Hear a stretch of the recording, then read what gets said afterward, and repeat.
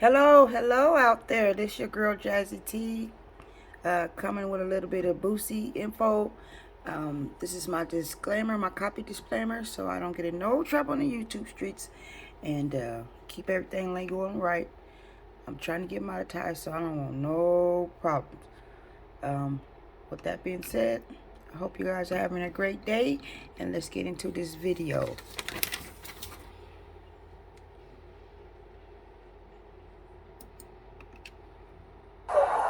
I'm gonna show you how I get down. I'm gonna make them whoop me. They gonna get a charge. I'm gonna make them whoop me. When these comes come out, I'm gonna put them in their feet. I'm going out like a gangster. Rapper Boosie BadAzz faces a new federal gun charge and finds himself in some deep legal trouble. Attorney Bradford Cohen comes on to discuss the case and how authorities use social media and a helicopter to track the artist down. Welcome to Sidebar, presented by Law and Crime. I'm Jesse Weber. All right, so I'm once again joined by Bradford Cohen, very special guest. This is somebody who represents hip-hop artists. Like we said, he used to represent YNW Melly, but he currently represents Kodak Black. I want to talk to you right now about Boosie BadAzz, what the situation is there. So the rapper, whose real name is Torrance Hatch, he's been in and out of trouble with the law. He's been previously convicted of drug offenses.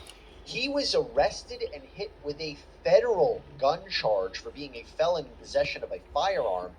And this is quite the story. So apparently, San Diego police were looking at an Instagram video of a known gang member when they noticed Boosie in the video with a black handgun in the waistband of his pants. Okay? So then they check out Boosie's Instagram, and there was a live story being broadcast from a gang-associated neighborhood in San Diego. So what do authorities do then? They locate Boosie using an airborne law enforcement unit. Basically, it's a helicopter. And they see him getting into an SUV. They make a traffic stop after the car doesn't stop at a red light, and they find a black gun that matches the description of the one that was in that video. They find it inside the car. He was arrested and charged with a state crime, but this is where the catch. After he's leaving court for an appearance on that state charge, which was actually dismissed, he is arrested and hit with the federal crime. Bradford, what do you think about that? It's commonplace. Is it? Is it? Yeah, It doesn't sound that common. Yeah, it really is actually. It wasn't surprising to me when it comes to representing entertainers and individuals of note, athletes. I've represented athletes, entertainers, and other politicians. When it comes to those things, the federal authorities, especially when it's surrounding a gun issue, the federal authorities want to pick up those guns. So, for example, I represented Lil Wayne. Lil Wayne was charged with a gun case from a one-time felony conviction from about 15 years ago in New York that he thought was a reduction to a misdemeanor crime. And he was caught. They searched the plane, and they found a weapon on the plane, and they attributed it to him. And he was charged with a felon in possession of a firearm.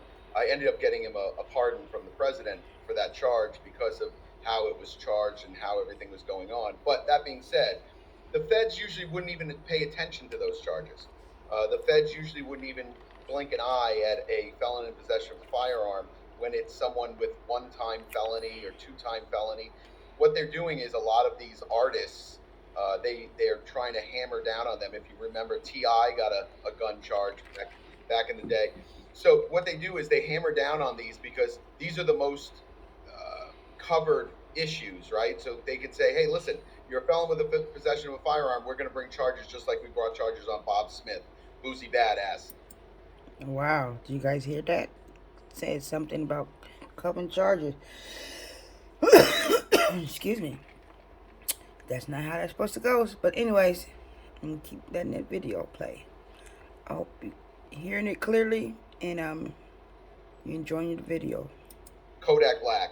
So they try to bring charges against people of note so that they could show the public that what they're doing to curb gun violence. But it really isn't about gun violence. It's really just about the publicity they get. So I've had plenty of cases where the state charges get dropped and the defendant's all happy. I would imagine that the defense attorney would have seen this coming, but maybe he didn't. But it happens a lot where they drop the state charges. You don't know why they drop them, and a week Why later, why bring it in the first place if they knew they were going to go the federal route? because sometimes they don't. Sometimes it's Uh-huh. a state case. The state looks at it and they're like, wow, this is a tough case to prove, right? Like in this instance. So they have them on video with a weapon that looks familiar. They'll have some expert that says, oh, it's a Glock 9, and that Glock 9 is the same type of gun that was found in the car. But the state might not have access to those good experts or want to spend the time or money on that case. That the feds, they have unlimited money, they have unlimited time. And a lot of times you'll see the state saying maybe, hey, listen, this isn't a great case for us. But the feds say, hey, it's a great case for us. So they saying feds got time just to sit around and mess with people. I think they need to get on a little bit better other things than Boosie. We'll come in and we'll pull it in. And the feds will do a DNA test on the bullets, a DNA test on the gun, fingerprints, etc. And they'll see if Boosie BadAzz's DNA is on the interior of the gun or the bullets. It's a much stronger case than they have right now. But anyway you cut it, look at it. On a state level, you might be looking at 2 or 3 years. On a federal level, because of his priors, he's probably looking at 5 or 6. Wow. So the question becomes, do you want to risk going to trial in state court on this case, which is it's a pretty good case in state court because, the difference between the maximum and the minimum is not that much. Or do you want to try and go on a federal level where, you're looking at 5 or 6 years at the bottom and 15 at the top? That's a big risk. He posted on Twitter saying, I want to take this time to apologize to my kids. I'm sorry, and I love you all forever. Does this feel like a pretty straightforward case for prosecutors? There is no such thing, in my eyes at least. So I've had cases where I thought they were pretty straightforward, and then I have a gun charge right now in Tampa that they think is pretty straightforward, and I don't. So there's a lot of cases. This case could be interesting. It depends on the experts that they use. They're usually the same guys that are in every case that say, I work for the FBI. I'm a gun expert. I've been handling guns for 50 years, and that gun is the same gun that's in the other picture. And juries are like, well, if he's been handling guns for 50 years, he must be an expert. It's just interesting. I think the defense has to have their own expert to say whether or not that gun in the video is real or fake, if you could tell if it's real or fake, and how many people were in the vehicle at the time it was stopped. Well, I'll get your thoughts on this because apparently Mr. Hatch yelled during his processing. He yelled at his security team or security guard and said, why did you tell the detective the gun was on the seat?